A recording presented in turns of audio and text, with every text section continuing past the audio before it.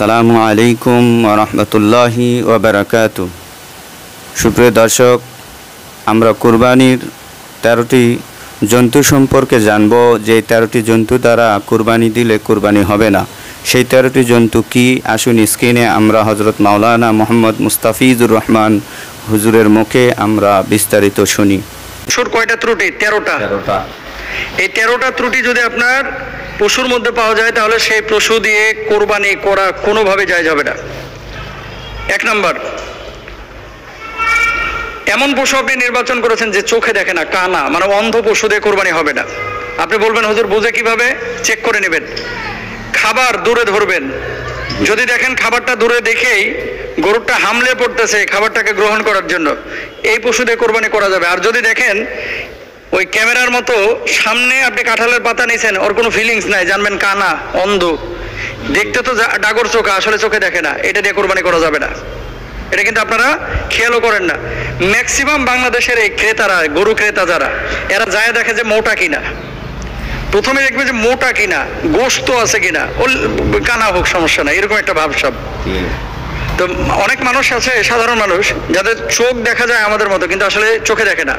তো এই জন্য আপনাকে 1 নম্বরে বাছাই করে নিতে হবে যে গরুটা চোখে দেখে কিনা। 2 নম্বর, শ্রবণ শক্তি না থাকা।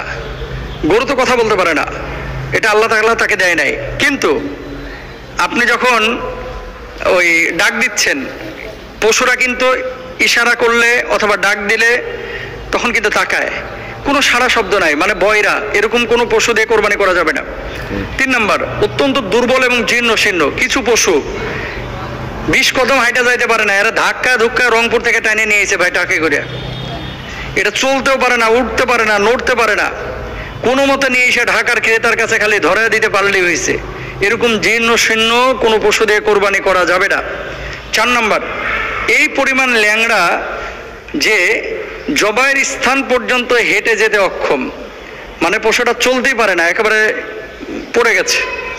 আপনি কিনে নিয়ে যাচ্ছেন পশুটাকে কোরবানির জন্য, রাস্তায় ইনজুরি হলো, পায়ে আঘাত পাইলো, আঘাত পাওয়ার পরে এ পশুটা রাস্তায় পড়ে গিয়ে আর হাঁটতে পারতেছে না, এই পশু দিয়ে কিন্তু কোরবানি করতে পারবেন না, এটা আপনার জন্য জায়েজ নাই। কোরবানির এটা মোবাইল ফোন না যে একটু দাগ পড়ছে কি হয়েছে চালায় নিব না, এটা চালায় নেওয়ার জিনিস না, যেভাবে হাদিসে আছে সেভাবে মানতে হবে।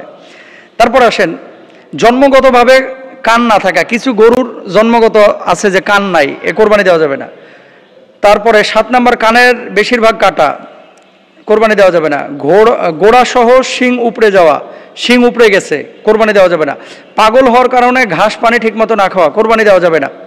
তারপরে বেশিরভাগ দাঁত না থাকা, রোগের কারণে স্তনের দুধ শুকিয়ে যাওয়া, ছাগলের 2টি দুধের যে কোনো একটি কাটা, গরু বা মহিষের 4টি দুধের যে কোনো 2টি কাটা কেটে ফেলেছে বা কোনো কারণে আঘাত লেগে পড়ে গেছে, স্তনের দুধ, এই যে স্তনের যে ইটা আছে স্থানটা, এটা যদি কেটে যায়, এটা দিয়ে কোরবানি করা যাবে না। কিন্তু আমরা এই জিনিসগুলো না দেখে শুধু দেখি কি যাওয়ার পরে গরুটার গোশত আছে কিনা, নিজ খেয়াল করার টাইম নাই, পেটে বাচ্চা আছে কিনা, এগুলো অনেকে খেয়াল করে না। তো এগুলো খেয়াল করবেন, আল্লাহ তাআলা আমাদের বোঝার তৌফিক দান করুন।